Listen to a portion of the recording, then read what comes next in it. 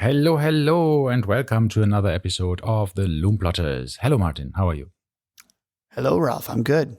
I could be better because somebody forgot to press the record button. Yeah, we were 20 minutes in the recording. 17 minutes in the recording, actually. Because exactly. We were talking for 17 minutes. I forgot to press the button. We're going to revisit the topics we were talking about. But first, And you know the record button is the biggest button on my device here, and I still didn't press it. Is it recording now? Yes, it's super red. And verified, triple check. Yes. I can show you on the camera there. See? Okay, thank you. All right. All right. Yes. So, topic today. I'm back from a vacation. And I'm going on vacation. We thought it's really smart to talk about traveling with watches. Because, of course, being watch nerds, we're not going to go anywhere without watches. No. Right? We wouldn't do that. Heaven forbid. Yeah. And the good thing about talking about the things that we just talked about a second time is that I think I can condense that a bit. Instead of 17 minutes, we'll be at 5. Okay, exactly. Perfect. So I was on vacation, and I'm just giving you a short background there. I'm not telling you what I bought yet, and so no wrist check yet, because that's one of the things that I purchased. Of course, I did purchase something, right? So how many things did you purchase? 2 watches. Okay. All right. Yeah. So I took, of course, a watch roll with me, right? But we are talking about this later. So I went to the Scandinavia, basically. I went to Norway, Sweden, and Denmark. 3 countries I've never been to, even though it's very close to Germany, but I've never managed to go there. And now that I'm living in Dubai, I'm going back there to go on a vacation. My sister-in-law's birthday. So we celebrated there. So it was lovely. Wonderful countries, all of them. Lovely people. A lot of people told me I will be shocked about the prices of beer and all of this stuff. And I must honestly say, it was like Dubai and happy hour. Really? So it was actually not expensive for European, but for us here in Dubai, we are used to that. A beer for 32, 35 dirhams. We're like, okay, well, fine. That's good. That's cheap. Exactly. But then I came to Denmark, and Denmark had then proper Dubai prices, not on happy hour. So everything was pretty expensive in Denmark. But I think the Swedish and the Norwegian krona was actually quite low compared to the dollar. So I was a bit lucky that the prices were quite good. Anyhow. So when I came to Oslo first, I landed in Oslo and went from the airport, and I thought I landed in the future. All cars, Taycans, Teslas, Mercedes EQS and EQ whatever, everything was electric. Some Volkswagen electric cars, but basically everything was electric. Nobody drove an old car, and I was thinking like, what the hell is going on here? Why has everybody so much money? And whoa. Yeah, so I was extremely surprised by that. But then you told me that there's a reason for that, right? Why? Yes. So many electric cars? I don't exactly know the percentage, but there's a massive discount on electric vehicles. And then on top of that, I think they're taxing petrol and diesel cars. Yeah. So I did hear that there was basically, if you wanted to go out and buy like a Tesla Model S, it would end up being the same price as a Passat. Wow. So then you're choosing between, okay, should I get a Volkswagen Passat or should I get a Tesla Model S? And obviously most people are going with the Model S. That explains everything, because I was wondering like, wow, so many Taycans and so many just generally electric. But it is ultimately cars. Not a poor country, right? Yeah. So it is one of the richest countries in the world. Ergo, there's going to be some nice cars. Yeah, they have the sovereign wealth fund worth $1.4 trillion. So I guess they have a bit of money in the bank, right? Yes. As a country. Exactly. And money to give away for these types of incentives, right? Yeah. If it fits the agenda. And obviously they have an infrastructure that can support so many electric cars, which is not the case in all countries, right? Electrical infrastructure. Yeah. Anyhow. All right. That was really cool. Watches. So watches. Yes, watches. First observation, scandalous observation in all of the 3 Scandinavian countries because it was lovely weather. So people wearing short sleeves, and I could see, of course, a lot of bare wrists. Martin, you couldn't believe it. There are so many people not wearing watches. I don't know what to say. A very wise person once told me, don't trust anyone who's not wearing a watch. Yeah, and don't ask him for the time. But really, I couldn't believe it. I mean, this is scandalous. All our visitors, please, from Scandinavia, go and buy watches. Buy more watches. If you see somebody without a watch, give them one. Obviously, the ones that were wearing watches, what did you see? Yeah, no, I just want to say for all the rich Norwegians, please go to your, poorer neighbors and just give them a watch, please. Thank you. What did I see? I saw for a very surprising to me was the amount of Panerais I saw. So once again, this was all of Scandinavia without watches, or was it just all of Scandinavia? I saw a lot of Panerai watches compared to what I'm used to. So the amount of Panerais was definitely the majority weren't wearing watches. I wouldn't say majority, but a lot of people were not wearing watches. Okay. A higher amount of people that I would think, was not wearing watches. Then I saw a lot of Panerais, also saw very nice Panerai boutiques. I saw, obviously, there is a balance there. So they have nice boutiques because they sell a lot, or the other way around, they have nice boutiques and then hence they sell a lot. I don't know what's, a hen and egg problem, but definitely a lot of Panerai watches. A lot of people wearing really nice wrist game that across the board. So you have your waiter, for example, in a nice restaurant wearing his Datejust, right? And I assume they're all real because don't think there's too many fakes around there. So you have a lot of cool wrist game there. Didn't see anything super extraordinary or funky, but I just saw really nice stuff. At the shops, the Rolex boutiques, and generally the whole watch boutiques and jewelry stores were very upmarket, super cool, very nice, very friendly staff. They didn't want to sell me any new Rolex watches with a tax return. And since the taxes are pretty high in Scandinavian countries, up to 25%, the VAT, it didn't make much sense to buy anything without the VAT refund. But some of the shops also had a used area of pre-owned watches. And there they said, we can give you a tax back on. So that was lots of interesting things there. I took a few photos. I'll share that later.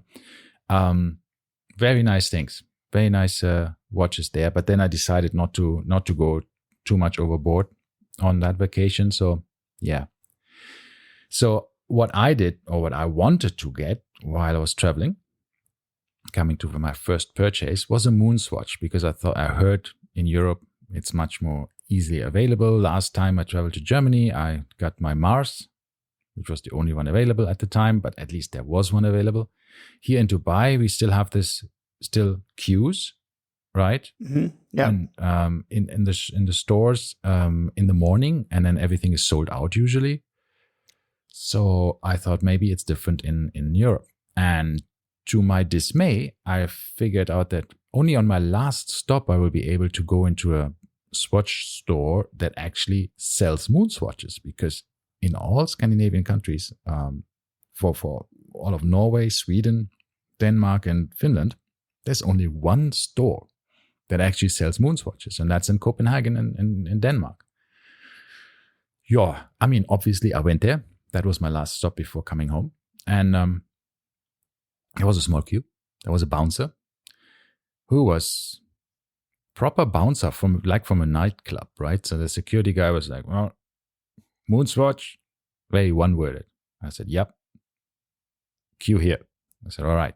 Queue of 2 people. So I had to queue there, had to wait. A salesperson came out and said, if you don't want a Moonswatch, you can come in the shop anytime. But if you want a Moonswatch, then we keep, we don't want an overcrowded store, blah, blah, blah. I said, okay, great. Which watches do you have? And he mentioned, we have all Moonswatches with a white strap in store. That means the Mars, the Sun, the Venus, and the Uranus.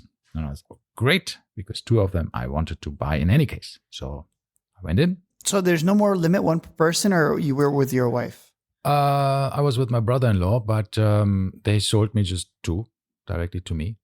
I mean, okay, I was with somebody, but it used to be limit one on one bill. So maybe because I had my brother-in-law with me, I don't know.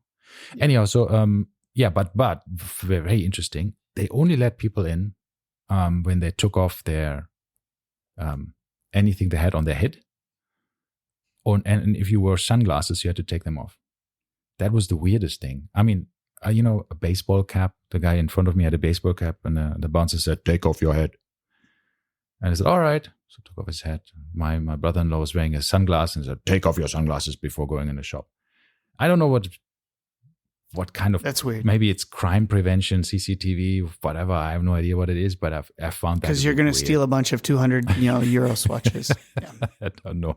If you want to be careful. Rob the swatch store, right? Yeah. I mean, I understand that in the other jewelry stores maybe. But yeah, I think this was... Not swatch. Anyhow, so yeah, I went in. I got my tax returns for that, the documentation for that, which is cool. And was happy. And the store person, we got chatting. I told him about the situation in Dubai, and he told me because we are the only store in Scandinavia that gets these watches for the whole area. We get a lot of shipments.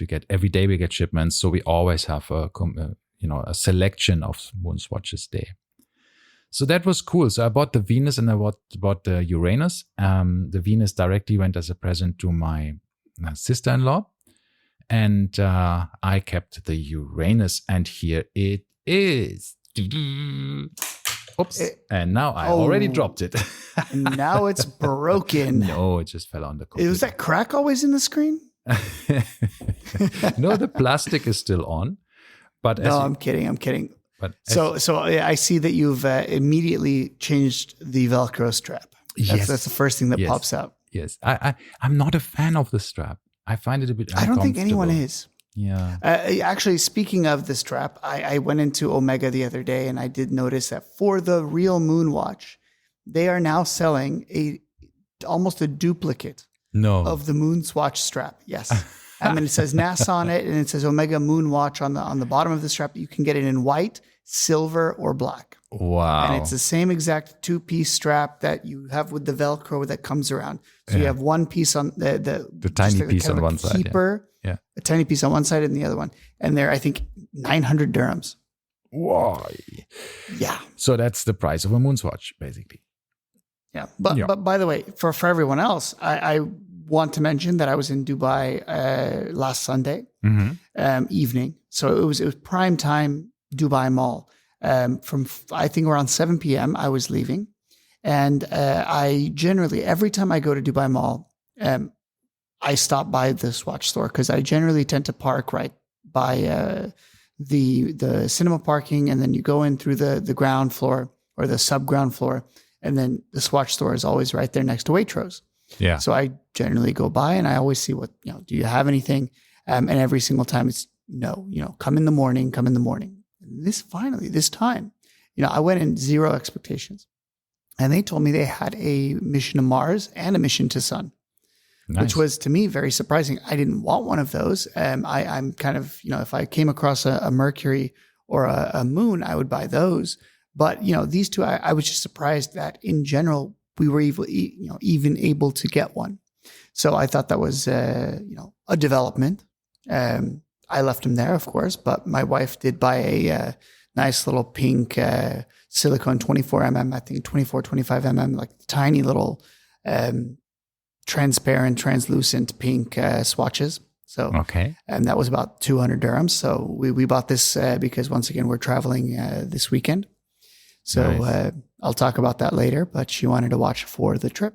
So yeah, all right. I mean, swatches are lovely for travel. And then, anyhow, there's another nice watch for ladies. I think that's now that it was made for the birthday of the Queen of yes, England, right? The one with the corgis on it and the Queen. Yeah, the one that has a changing dress of the Queen, right? With yes. She's standing there with her two corgis. Yes. Yeah. I got this from my wife, just as a nice funky watch, and it's really cool. It's white and has the Queen on it, very sweet, and it's changing the color of its of her dress every day. So it's connected to the date wheel, and it looks really, really sweet.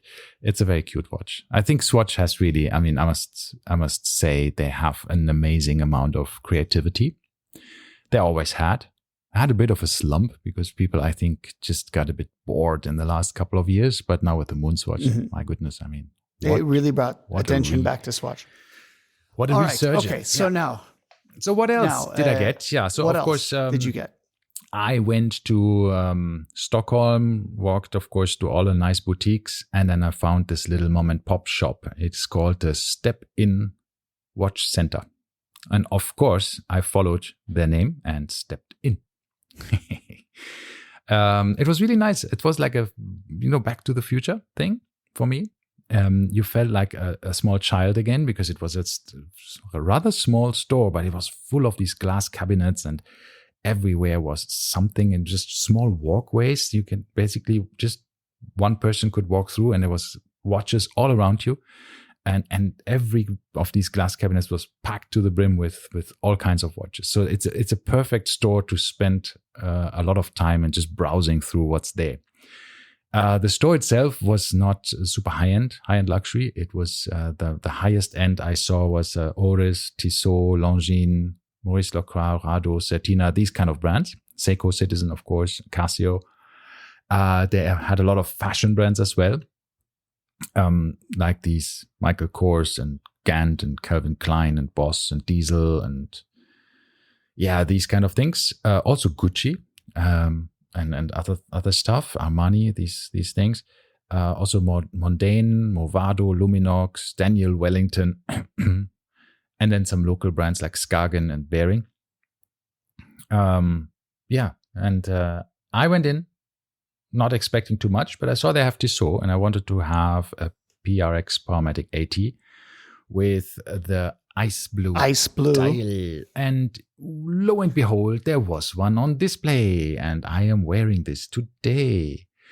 And very nice. Yeah, it's much nicer in person actually than I thought. So I saw it there, and I asked a lady, lovely, I think couple that actually runs the store. I would like to have this ice blue PRX 80, Powermatic 80. And she said, sure. And then told me that I'm a very lucky person because I got the last one, and that it's very popular in Sweden. They're selling a lot of them. And the next shipment will only come in 5 to 8 weeks. And I thought, lucky me. And by the way, they just announced that they're now doing the Powermatic 80 also in 35 millimeters. I was going to say this. Yeah. So I was looking through it, and the date window, of course, is my issue. If it didn't have a date window, I would buy it in a heartbeat. But I do like it. I'm a big fan. I had the 40 millimeter quartz. I had the 35 millimeter quartz. I never had a Powermatic 80. Because I think, for impulse purchases, the quartz ones are so cheap. They're hard to pass up. Yeah. So I had both of those. I ended up selling both. Actually, the crown fell out of the 35 millimeter one. I got one of the first ones. And I went to adjust the time, and the crown just, pulled straight out.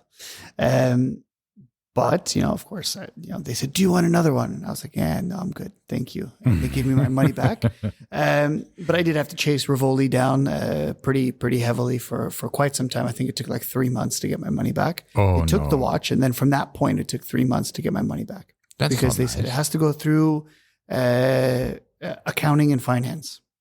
Right. So, which apparently there's a disconnect between you giving the watch in the store, and they have to verify that there was a manufacturing defect. And when that's verified, then they give you the money back. All right. So maybe they had to send it to Switzerland. Somebody had to. Something had to happen. But anyway, 3 months. Wow. Yeah, that's anyway, annoying. Long story short. Yeah. So long story short. These were quartz. And remember, the quartz movements that they're using are not extremely, the greatest, right? They're pretty normal, exactly. And I've had similar issues before with swatches and things like this, where you pull out the crown to set it, and the gears wouldn't quite mesh up.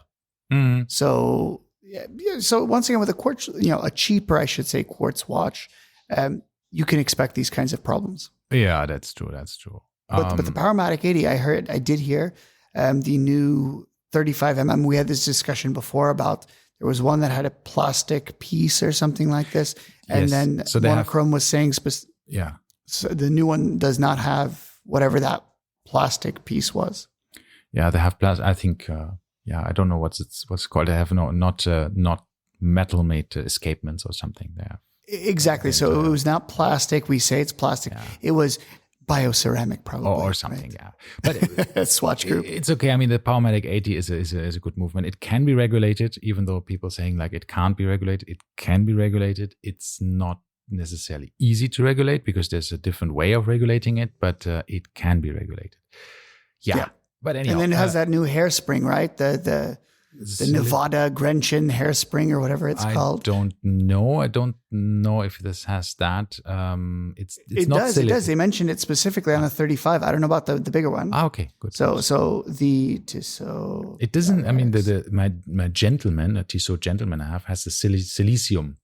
Silicium, that was the one exactly. But silicium hairspring. This one doesn't have that, I think. So I was watching the Monochrome video yesterday. Okay. And no, it was not the silicium. It was I said Nevada Grenchen, right? Yes, you said that. It's called the Nivacron. Nivacron. Okay. So it did remind me of Nevada Grenchen for some reason. Nivacron is not as good as silicium in anti-magnetic purposes, but yeah, it's great having Nivacron for that kind of money. I have no idea. It's a amalgamation. No, it's what you call that? In metal, if it's a mix. It's okay. There's a word for it. There's a word for it, which I'm not going to remember because you put me on the spot. But it's an alloy. An alloy. An alloy. Exactly. That's what I said. It's an alloy. That's the word we're looking for. That is very anti-magnetic, so it's really cool. It's not fully amagnetic, but pretty good for traveling, which gets us back to our topic of today. So what did I take with me on my travel? And what are you going to take with you on your future travel? Yes. So once again, I have to say I'm going to Hungary, which is a little bit of on a lower rank of I would say safety concerns than I would say you probably had in or the opposite. It's a higher safety concern than you would have had in up north in your countries that you went to. Generally speaking, in Hungary, you wouldn't want to walk around with a Submariner. I would be a little afraid to do it. Okay. It's not quite London on the scale of most dangerous cities. I would say we're kind of in the middle. Yeah. But I would say in Europe, Scandinavia would be the safest if we're going down that route. Yeah, I think there's a couple of countries there that I wouldn't worry much. I mean, back in Germany, I don't worry about what I'm wearing. Switzerland, I wouldn't. Most of the places in Europe, if it's not the capital cities and dodgy areas, I wouldn't worry too much. London, of course, is so much in the news that probably I would be also careful. And I know people in London that have been mugged, but I also know people who wear their Submariner every day going to work with the bus and not having any issues either, right? So it's always a give and take. There's lots of stories, there's lots of news that might, but there's definitely a higher risk in some cities than others. But then that's also not the only reason why we don't want to take expensive things. There's stories of people getting charged with ridiculous amounts of import duties. Absolutely. Just traveling, right? Absolutely. So this is another reason where you tend to be a little careful. We heard all of these stories. We saw them on YouTube. People coming to Dubai, people going to Europe, to certain places. And if you have too many watches with you, the customs might just say or request from you proof of ownership, right? Mm-hmm. Or they might think you're selling. Exactly. They might want that or just, moving money across borders without it being registered, right? Because you buy something somewhere and then you sell it somewhere else. And it basically is a transfer of a lot of cash across borders, because we know Richard Milles and APs can fetch millions, right? And they're so easy to buy and sell nowadays, right? So it's easy to move money across borders without any records of it. And of course, governments don't like that. yeah. So And would you then travel there's with more reason than why one we watch? want to be careful. Would you? Hold on. One more reason we want to be careful, and that to me popped up, is staying in hotels. Mhm. Generally, you are not carrying, if I travel with 3 watches, you're keeping 2 in the hotel room. Yes. And regardless of value, we're not talking about hugely valuable watches here. So, but that is also something you might not want to go missing. No, and I heard this from a few people. I mean, the little safes that are in the hotel room are nice, but I don't think they are insured.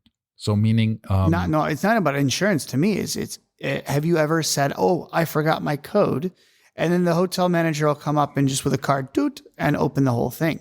So there are, anyone can get into these safes. yeah, but you have to be in the room first. They don't open to some random person the room and then the safe. No. I'm talking about the staff in the hotel stealing your stuff. Yeah. I'm not talking about some random person coming in. I'm saying, okay, what if the cleaning lady happened to have one of these master keys for the safe? I know the cleaning lady don't have that. It's only with security usually. Being in hospitality, there's only okay, yeah, one you know or more two, about this one stuff, or two but I'm a people little, usually, skeptical about this kind of stuff. Usually, either if it's a small hotel with like 20 rooms or something, then maybe the GM has the key or the device that opens these little safes. Some of them you can even buy them in supermarkets. These like hotel safes. So some of them have a very basic master key. It's so basic that you can buy it on AliExpress. The ones that are used in normal hotels they are a bit more safe. And they have small devices that you have to connect that are more or less unique. I mean, again, none of these safes are really that super safe for safe crackers, right? But usually you have to go with security. And it happens to me it happened to me on this trip that the battery of my safe that opens, the lock was down. I remembered my code, but it would just throw an error message on this little display, said error 04. So I had to actually call the security and say, hey, I need somebody to open my safe. I was already in my room. The guy came, said, can you show me, your ID, please? I showed my ID, and then he just popped up a box, like a Pelican case with that device inside, connected that to the safe, and opened the safe. So for me, it was not anything. So the guy literally showed up with something the size of a room key. Yes, it could be, depending on what kind of. That was, and this was here in UAE. This was here in UAE specifically. But I don't know. It was just a hotel safe in one of the big hotels. Guy comes with a room key, a little plastic card, and it just opened. I heard from some people, they say, well, you shouldn't use this safe in any case. If anything really expensive you have with you, just go to the reception and put it in the main hotel safe.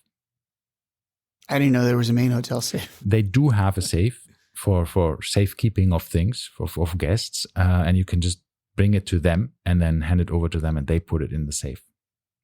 Yeah, so that's possible. I don't know, but again, I would just prefer not to have anything of value with me. Right, that's kind of the easiest solution, and then you don't have problems. Yeah, see, I sometimes feel, sometimes I did this, I traveled only with my G-Shock, and then you sit on a dinner table and somehow everybody is rocking their super wrist game, and you sit there with your G-Shock and think, oh, I could have also done that.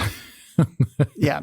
All right. Okay. So tell me, what did you take with you? I took my Rolex Explorer with me, my Pelagos 39, and a G-Shock. Okay. Yeah. So these were my 3 watches that I took with me in my lovely Forêt La Page watch roll that I took also with me, which was more expensive than the G-Shock. But that was a present. Yeah. So I took that with me. It was okay. I basically realized that I didn't actually have to take all 3 watches with me. I didn't wear 2 of them. I wore basically the Explorer the entire time. Mm-hmm. So, that was that. So this is kind of where I am. I have my Grand Seiko SPG M221, which once again is a GMT. So I think that that's perfect for traveling. But the issue is I have it on a suede strap. And if it were to rain, the watch is also not waterproof or it's 30 meters water resistance. So I'm a little, I'm definitely taking it. I'm definitely taking a G-Shock. I have my G-Shock square that I'm going to take. But I was looking at, okay, maybe I should take one more. And the one more I'm between right now is also my Rolex Explorer, which, by the way, wrist check, I'm wearing my Rolex Explorer right now as well. My 36 millimeter. Ralph has the Explorer 2, we should mention. Yes, correct. Explorer 2. The 42, the big boy. Mm-hmm. But it's a GMT, and that's kind of why traveling with it would be fun. So I'm debating about, taking this Explorer 1. The other choice would be taking my Speedmaster.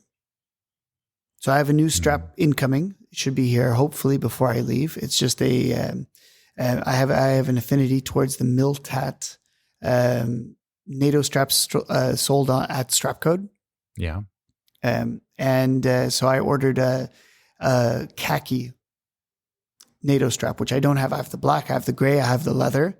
So now I got the khaki one as well. Because I got tired of, I don't know why, the Speedmaster I seem to have, that's the only watch where I have these issues where I just get tired of the strap. Really? And then I switch it to something else. And then I get like this new, lease on life with it. With my other watches, I tend to keep them on the same strap. I've already switched them. So, my Grand Seiko on the suede strap. And I have never really said, okay, I want to change the strap. I'm very much okay with it. But for some reason, I think it's because the Speedmaster is such a strap monster. You can put it on anything. Oh yeah. I was between those two. So I have a number of watch rolls and watch cases that I can take. My favorite one is my Rapport, which is like a gray leather octagonal shape, so it doesn't roll around the table. And then I also ordered a 2-watch roll as well from Hodinkee. If you guys, I don't know, this is going to air after it's done, but they had a members only sample sale. So they would have certain things that weren't exactly what they were selling, or certain things that they needed to move. So I ended up buying a 2-watch roll that was originally $360. I bought it for $150. And the only difference is, instead of the light, like beige interior that they have in the store, it had a chocolate brown interior, suede interior. So once again, it's the exact same product that they sell currently, but when they were making the samples, I'm assuming they were trying out color matching different colors. Yeah, and see what they're actually then putting in the store. So yeah, right? for $150, I thought it was a good deal. It was over 60% off. So do you have a piece for Hodinkee, you need then? That's kind of what I was thinking, except for the fact that they still have it on the website okay. after I bought mine. So they must have made more than one. All right. Okay. Because I thought to myself, wow, that would be so cool if this is the one they made. Yeah, but no, sadly, no, they still have it for sale. So I have that. And then I'll decide if I'm going to take 2 watches or 3. But those are generally my two travel options. I was having a small little meltdown when I'm traveling, because I wore the Explorer 2 the entire time, was very happy with it. And I thought, why do I have so many watches? Yeah. Yeah. I really thought like, this is all fine. I mean, I didn't need anything else. I was just like, that's good.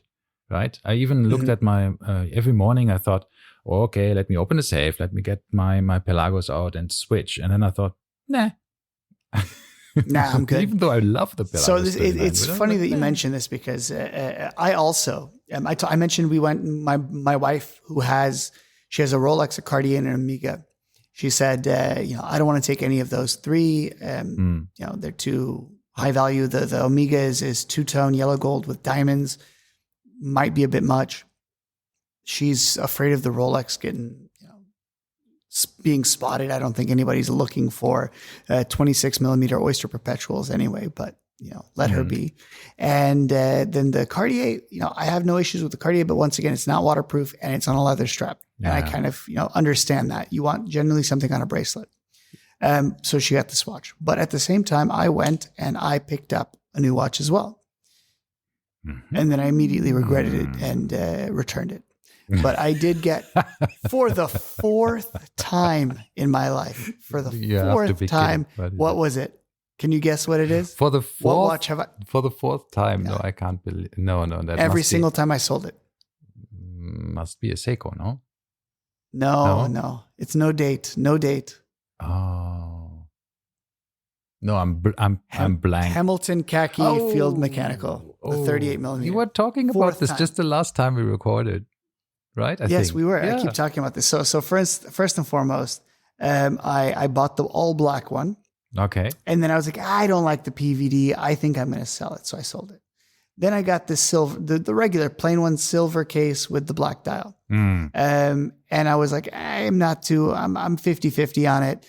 My neighbor said, I'll take it from you. And he paid me in gin and other random, things. So I'm like, okay, whatever, you can have it. So I gave it to him, and he wears it religiously. He loves it. Okay, yeah. Then the Hodinkee edition came out, and I snagged one of those at the beginning. Yeah. I think I paid about 2,000 dirhams, and then I just sold it on the Timepiece 360 auctions, and I got nearly my entire 2,000 dirhams back. I think it sold for around 1,750 plus buyer's premium. So whoever bought it ended up paying more than retail. Yeah. And then I was like, you know what? I want another one. I want the same one that I sold my neighbor. And then I bought it. And then immediately, and I ended up, by the way, there was only one in the UAE. And it was at your mall, Dubai Marina Mall. Okay. So I was in Dubai at the time. I was walking around the mall and I asked Rivoli, you happen to have one of these? And he said, we only have one left in the system. It's at Dubai Marina Mall. I said, okay, well, on my way out, I'll go stop there. So I went and stopped there, and I walked in and I said, literally, okay, well, retail price is 2,000. I said, you give me the same deal I paid last time for the other one and I'll buy it. And that was 1,500. I bought it, brought it home. I didn't even, usually you buy a watch, you wear it out of the store. Of course. I didn't even do that. All right. I was like, nah, I'll put it in the box. I'll take it, whatever. And at that point, that's usually a red flag. Like if you don't wear it out of the store, you don't want it. So I took it home, and then I was like, I don't know. I don't need it, whatever. And so I called up Rivoli, my local one here. I have a friend that works there. And he said, yeah, I'll give you store credit for it. He said, we can't do returns. But, my wife was after some Mont Blanc notebooks. Yeah. So she got 6 new Mont Blanc notebooks that should last her quite some time. Okay. So she does a lot of journaling kind of stuff. So it'll be not wasted money, which is fine with me. Yeah. Because I figured if I was going to sell it, I was immediately going to lose probably half of that value anyway. So might as well return it and get some store credit for Rivoli. Okay. Yeah, well, I mean, it's sad that they won't return. I was a little upset. I'm like, so if you order Rivoli, by the way, public service announcement here, guys. If you order something on rivolishop.com, yes, they will refund it. You can even go to a store and they will refund it in credit card, cash, whatever, in real money. Yeah.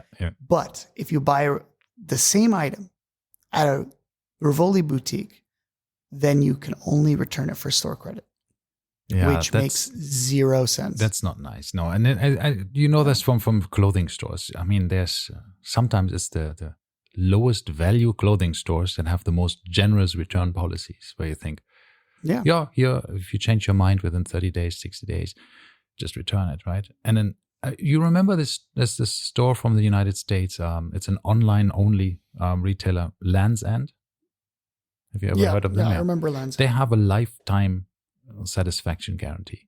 And they say, whenever you don't enjoy our product, send it back and you get your money back.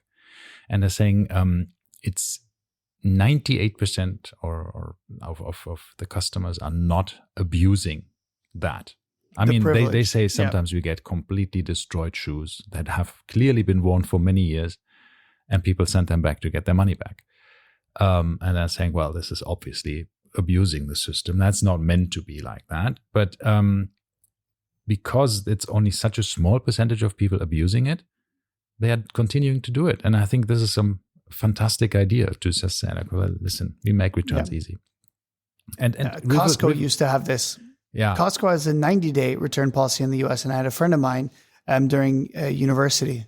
He never bought any furniture. He bought it at Costco. 90 days later, 89 days later, he would return it. He'd buy a new bed. He'd buy a new night shelf. And he did this for like 4 years during university. So much of and work. It is a lot of work, but I'm like, okay, it's a pretty good plan, but is it worth it? So he's one of these abusers then, right? At the time. Yes. But yes, he was. But I know this from a lot of people who are saying, for example, with the watches, they're saying, "Oh, I need a nice watch for a wedding." So you buy one and then you return it, and after the wedding, and then you think this is not how it's supposed to be, right? So it's not a store that gives you free watches to walk around with. No, it's But on the other hand, I mean, there are watch collectors or people who are just not 100% sure if the watch is for them. They take them home. They need a day or 2 or 3 to just think about it. Then, I would have saved so much money if I would have actually listened, done this and been able to do this. Yeah, exactly. Yeah, but what to do? I mean, so from a traveling perspective, so now that I have, my thinking before I went to Scandinavia was, well, you never know. Even if it's summer there, I don't know the weather, right? So I wanted to have definitely something that's waterproof, because maybe I'm out and about, and it rains, and I don't want to have anything that can, have a water issue, which was completely unfounded because the weather was just fabulous the entire time. Then I thought, okay, so that's why I took everything on bracelets, right? So everything water resistant to at least 100 meters. Yeah, it was completely unnecessary. Of course, again, I took 3 watches. I only wore 1. So that was unnecessary to schlep around 2 watches. And then also because every time I traveled between these countries, you took a plane. That meant every time I had to get my watch roll in my backpack and, go through security with them all the time. And it's just a hassle. And I thought, how easy it would have been if I would have just 1 watch on my wrist and that's it. Yeah. But then, I couldn't. And help as myself. I mentioned, I mean, one of the ways that you can easily, have any watch on your wrist anywhere in the world, and all you have to do is have a long sleeve shirt, and you're done, or a light jacket or something over it, right? So, if you were able to do that, then I think you would end up being able to protect yourself from anything, right? I could have a diamond encrusted Rolex. If it's under my cuff, no one's going to see it. No, absolutely. I agree. So just, once again, pull down your cuff. And that's kind of what I'm thinking is just taking a light jacket and you're fine. Yeah, exactly. Worst case scenario, if you're in a bad situation or a bad place, you could always even take off your watch and put it in your pocket. Yeah, absolutely. Exactly. But then again, I think it's, we are often, I think, overthinking it, right? Because there's... Yeah, and I agree. Like, again, every time I say that, I mean, like in London, I would be very careful. And everybody who lives in London says like, yeah, you better be very careful. But on the other hand, there are tens of thousands of people wearing very expensive watches every single day in London without any issues, right? So there is a small percentage. But it's good for me because I look homeless 90% of the time. So nobody's going to believe that I have a Rolex. So it works in my favor, I guess. Yeah, I think that's also a very, very good way. Just look like you don't dress down. Yeah, exactly. Dress down, and then nobody cares or thinks that you're wearing something nice. But on the other hand, if you're renting a G-Wagon and riding around downtown London as a tourist, you're going to be a target with your big LV in your Bugatti Chiron, right? Logo. The guy that got his watch ripped off his arm outside the window of his Bugatti. Yeah, that's the kind of stuff that I'm saying. Yeah. That's a sad story. But again, that's I think that happens to very, very few people, thankfully. But it does happen. So I careful is definitely warranted to be careful. But I think take 1 watch ideally. Maybe 2 if you know that you're, for example, going to a nice dinner and you want to wear a dress watch to the dinner, by all means take a dress watch with you, but just have the 1 watch that you can be comfortable with walking around with. I used to say this as well. Have a daytime watch and a nighttime watch. Generally, if something is going to happen, it's going to happen at night, right? If you're going to get mugged, it's not going to be bright hours of the day. Most of the time, most of the places. Right? If you're going to walk through some sketchy areas. It's going to be at nighttime most of the time. So have a watch for the night where, for instance, something a little bit less blingy, and then you can wear anything else during the day. Yeah. Generally speaking, during the day, you're more, I would feel more safe than at night. And then the next thing, as you mentioned before, which I wanted to cover quickly, is make sure that you have some proof of ownership for the watch for your taxes, right? I mean, that you don't have to pay taxes. It can be as easy as having pictures on your Instagram of yourself with this watch from back in the days, or some other information there, or a photo of your invoice. Take a scan of your invoice. Yeah. Save it onto your phone. It takes 2 seconds, and it's irrefutable proof that you own the watch. Yes, unless you bought it used. Yes, then you can actually have the invoice of your pre-owned invoice. But if you bought it from somebody privately, then you might not even have that. So then the best way is to show pictures of that you already had this watch before. Yeah, and they want to see time. Go back and say, okay, well, look, this is a picture of me in 2015 wearing this watch. Yeah, and at that point, it's going to be very difficult to say that you're here to flip it. Why would you, after 8 years, want to sell the watch? Exactly. If you are very super organized and very good, and you have all of this stuff also registered with your insurance companies and all of this stuff, then of course you can have that as a proof that you have all of these things insured. I didn't even think of that. Yeah. So I have my insurance, what's it called? My insurance list of items that I'm insured with. That's also a good way of saying, here, this is on my list of my items I have insured on my home insurance. So obviously it's not something that you're going to run around with. Excellent point. So these kind of things are important, I think, for traveling with high-end luxury watches. If you have a G-Shock or anything else, like a Tissot, for example, that I'm super happy to wear now 3 days in a row, that obviously is not necessarily something that will be stolen, unless you're going to places where even that it could be a target. Yeah. Well, there's some places. Some places in Brazil that exactly. Supposedly, at least that's what my Brazilian colleagues told me. Just don't wear anything. They said, if you have an iPhone and it rings, don't take the call. Meaning, don't take your iPhone out your pocket when you are on the streets of Rio de Janeiro. And I thought, oh, wow, that sucks, right? All right. I ended up not going, but it can be quite a lot of. But I mean, once again, this is one of those situations where you can wear a plain rubber G-Shock and you'd still be fine. Yeah, you should. So, I mean, you can literally go anywhere in a G-Shock. And worst case scenario, they steal it and you go and buy another one. Yes. But in general, you're out 200 dirhams. Yeah. I also always say, just enjoy your travels. Don't sweat it, right? Wear what you're comfortable with in that situation. Be a bit aware of your surroundings and where you are. And if you feel uncomfortable, then act accordingly, right? If you have a gut feeling or instinct about something, then act on it, because maybe something is indeed wrong and you should be a bit more careful then.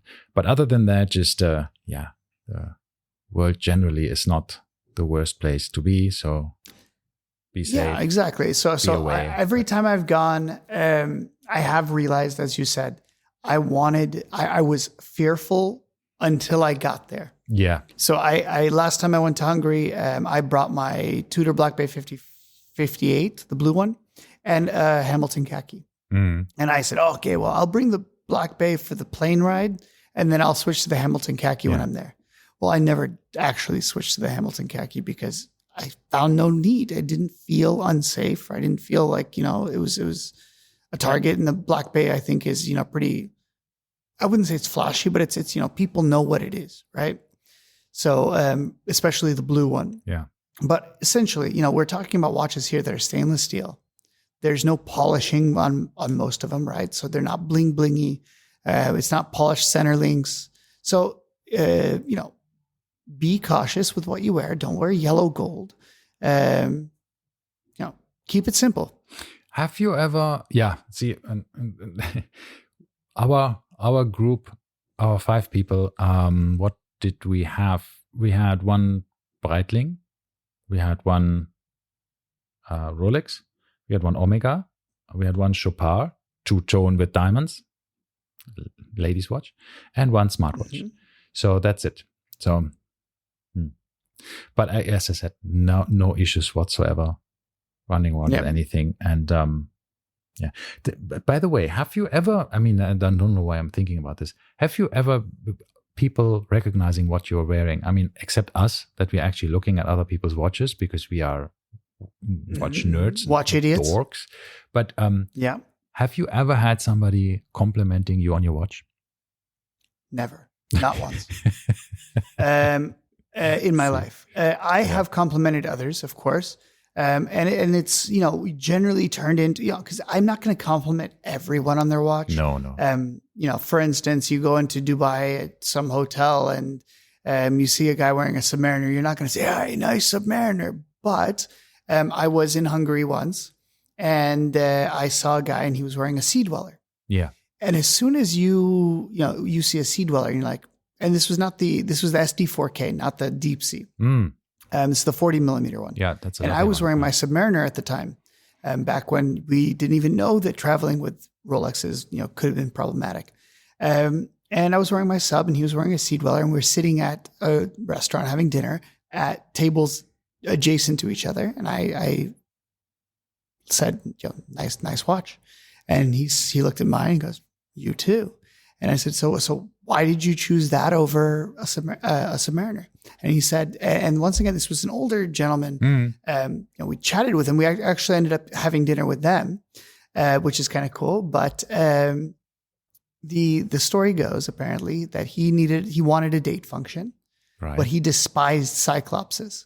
Oh, okay. Oh, well. So, and this was an older one. This was an older. I know this one. This one is on my list of watches I really like. And so he said he wanted a date function, but he hated the Cyclops, so he bought a Sea Dweller. And I was like, that's a really cool, story for, he said he didn't want to be blingy. He didn't want people to recognize it as a Rolex, so that's what he went with. So, well, it's still one of the most iconic Rolex watches, so it's a bit recognizable. It is. It's like I told him the same. I'm not a huge fan of the Cyclops, even though I have a Datejust. But I feel like in your collection you should have one Cyclops. Like, why not? It's a Rolex signature icon, right? So have one, but don't have a Cyclops in every single one of your watches. It might get a little too much, but you have you don't have a Rolex without a Cyclops. No, they all of them have Cyclops. Okay, that sounds now like I have 20, but I have two. Both, I think. Both. 100% of your Rolexes have Cyclops. I have two. Yeah. But anyway, one other story before we wrap up. I want to mention me with when you get older and your eyesight is especially nearsighted stuff, you actually appreciate the Cyclops. I really must, because I really like dates, right? Because that is one of the things I personally look at my watch for a lot. Because maybe I'm old school, I don't know. But for example, while traveling, I sometimes feel like, okay, I know my departure flight was on the 11th. So every now and then because on vacation, you forget what day it is, what day of the week it is and everything. So every time I had to remind myself where I am in this vacation. And I looked at the date on my watch. I could check my phone, but I somehow don't. So for me, the date is still important. Yeah. And once again, for me, the date is important too, but aesthetically, I don't like it. That's my issue. But with the watches, I have the GMT Grand Seiko, as well as my date just have the date. And I notice that every time I wear it, I do love the Cyclops. I think the magnification is unbelievable. But also on the Grand Seiko, it's just nice to know the date. It is. It absolutely is. It's, one other piece of information. Would I like a full calendar watch? Probably. Yeah, I would. I think it'd be helpful. It would be handy. So one day I will, but anyway. All right. Lastly, wrapping up, my point of my story is the opposite of this. I had a friend who traveled to UAE last weekend. And he was interested in buying a Rolex. So, he went to Abu Dhabi, he went to Dubai, he looked at the Rolex boutiques. He wanted a Datejust stainless steel, nothing, zero, right? So I told him, well, I happen to know, and in Elaine, I know the the shops. Let's see if there's something here. So we went, and there was once again nothing. There was one stainless steel watch that they did have, which was the Deep Sea, the 44 millimeter one, Right, black dial, Yeah. not the big 50, not the James Cameron, just the plain black dial version. And it was readily available, so it shows that there's sport watches, still available. Yeah. At retail. But then, so we we have like a small gold souk style market, right? And it's just overrun with Cartier and Rolex. So we went there and I said, I guarantee you we'll find some stainless Datejust. So I think I ended up counting like about 10 or 15 that were for sale. Most of them were brand new, 2023, stickered. Nice. Still. And what was interesting is the prices. So last time I was here, the prices were these were around 45 for the blue dial. Generally a little bit less if it was not a blue dial. 45 for Jubilee bracelet, fluted bezel, 36 millimeter. Okay. So the iconic, kind of. Yeah. It's a nice, setup, it's a right? lovely watch. But the blue dial is more. Yeah. Right. Yeah, it is. So if you wanted a different color dial, like a silver or a black, it was slightly less, around probably 40K, and retail at the time was 35. So now retail 35, brand new stickered 2023, you can get for 31. Yeah.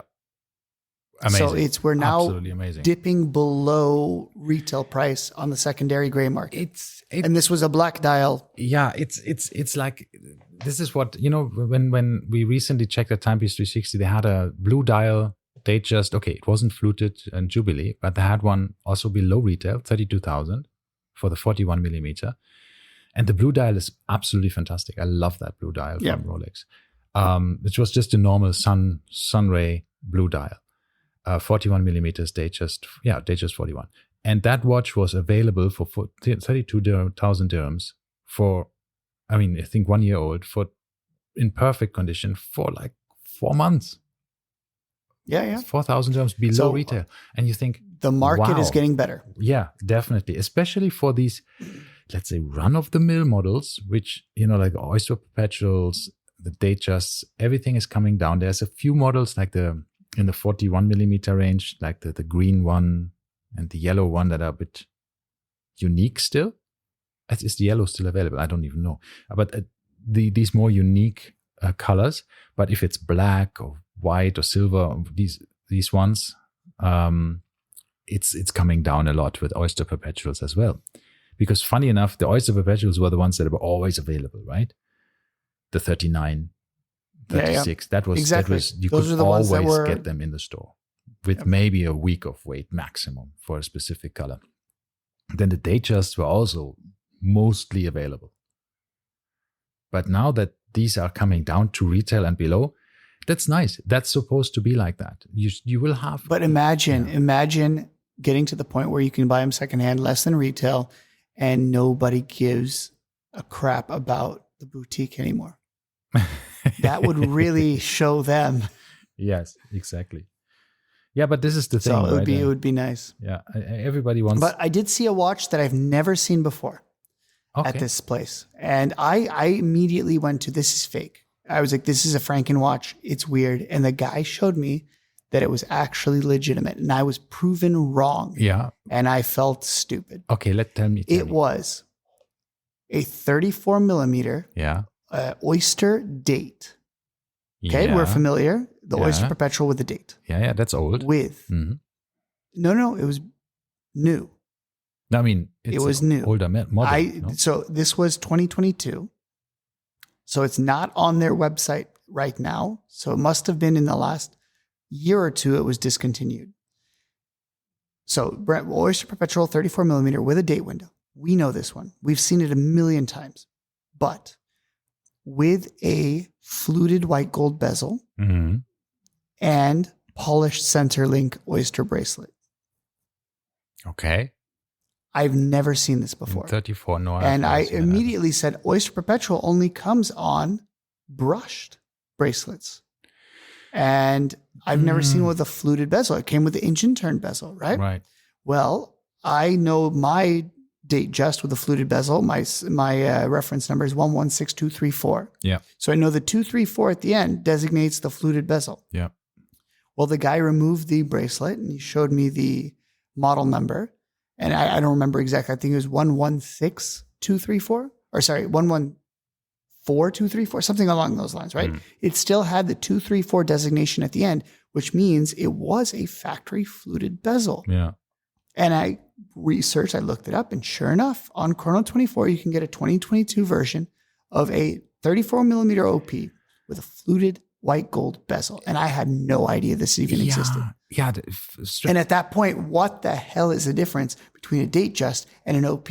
And this is that is weird. Rolex Yes. blurring the lines. It's Yeah. But I think that's the funny thing about Rolex. They have so many different references that you don't even remember. So many combinations that you don't know.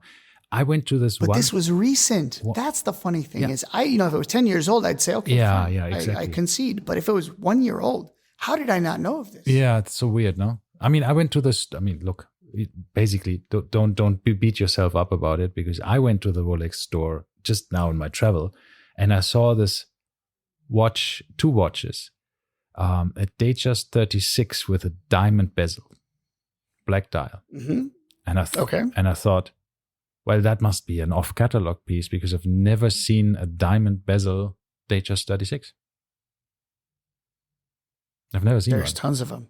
I know, but somehow I've never seen That's like one. all we have in a lane is diamond bezel. Because It looked so, because of the black dial and this combination in steel and everything. Yeah. And I thought, I looked at this watch and said, like, I have never seen this watch before. I agree. I think I agree with you. And I've never seen a black dial one. Generally, the silver dial or the pink dial. But I can tell you as well, there's two types of diamond bezels. One is the one that has like 5 diamonds and it looks a little weird. It's kind of like they're spacing the diamonds out. Right. And then there's the one with a full pavé all the way around. No, that was full, and of course, one costs less than the other. Yeah. No, that was a full, everything was full of diamonds there. But bigger ones, it wasn't these small diamonds. So I was really like, wow, this is weird. Yeah. Anyhow, it was what it was. No, And there's weird stuff. So and they had another one next to it. And then I don't know if I'm finding this here just now, but I was really surprised about this. I thought, wow, this I have never seen, and was extremely surprised by that. So cool stuff. Yeah, and I saw one used one, which I'm a bit of a, how do you say that? A bit of a sucker for that. Especially because the diamond bezel watch that I had was actually on an oyster bracelet, right? So that was even more confusing for me. Oyster bracelet, but diamonds on the bezel, black dial. I was like, that's weird. Anyhow, I also saw a Prince, Cellini Prince. You know, the square. Yeah. The square Rolex, the only Rolex before that had a display case back. Right, the square one that looks a bit like a JLC. I learned that from you, yes. Yeah, and I saw that in yellow gold, and it was available for a relatively good price. But then I thought, nah, man, that is. What are you going to do with it? Yeah, am I really wearing it? I don't know. No. Anyway. No, I agree. A lot of times, this is the question that you have to have: is it worth it? You know, am I going to wear it? Just because it's a good price doesn't mean you should buy it. Yes, and this was the thing: this was brand new blue dial for this oyster date. Yeah. Okay, brand new blue dial. He did say it didn't have the card, so there was no warranty card with it. Yeah. So it was naked, but it was 22,000 dirhams. And I was looking at it like the cheapest blue dial right now, Datejust you can buy, which is essentially the same exact setup, would be 10K more. So you would save 10K if you could wear a 34 millimeter. That's a fantastic deal. Yeah. Yeah, for sure. Yeah. And you have a weird watch that nobody knows about because totally. If I didn't know about it, and I'm a huge Rolex fanboy, and I still had no idea. But isn't that nice? I told the guy, I said, this bezel is wrong. I even told him the bezel was wrong. I said, OPs don't come with white gold bezels. And he goes, oh, yes, it does. But this is the cool thing. I think that you can find even from a company that produces 1 million watches a year or more than that now. nowadays. You still find these extraordinary, exotic little things that you think that might make no sense to have these little nuggets here and there where they produce probably, I don't know, 20 of them, maybe 50. Mm-hmm. Nobody knows really, right? But so this is one I mentioned this about my wife's Rolex, right? My wife's OP, which has the purple lume and the Explorer dial, and it has the engine turn bezel. At any point I look on Chrono and there might be 5. Yeah. And those are 5 in all different dial colors as well. Yeah. So if you search that reference, there's never that many. Yeah. So it's nice. They do make some weird stuff. Yeah, to have and combinations, especially if it's cheap. Yeah. So you could always pay for an expensive, fancy diamond encrusted sapphire markers combinations, but when you see this on the opposite end, when it's super cheap. Yeah. No, I think it's also a bit more. I mean, it's nicer for me personally, I think, to have something that's a bit more individual, right? Mm-hmm. So say, yes, it's a Rolex, yes, it's a Datejust, and they are dime in a dozen, but I have something that's a bit less run-of-the-mill, right? And of course, there's nothing wrong with having a run-of-the-mill watch that everybody has, or a lot of people have, because if you like it, you like it. You know, if you want to wear it, you wear it. But sometimes, for me personally, I like the quirky stuff. I like the off of the beaten path sometimes. So, yeah, it's nice. Anyhow, we need to wrap it up because we have a mega episode. Yes, we do. Have an hour of content today. That is amazing. We really enjoyed that. I think, at least I did. Okay. What about the 17 minutes we recorded and then we threw away? Martin did not. Okay, fine. No, it's fine. Okay. No, it was good. Yeah, it was lovely. We would have been even 10 minutes longer if we wouldn't have condensed that 17 minutes into 5. Yes, exactly. But anyway. All right. I hope you learned something about traveling with watches. That's ultimately kind of, we went off a few tangents, of course, at the end. But please, my Scandinavian friends, please go and buy watches. Put something on your wrist. Thank you.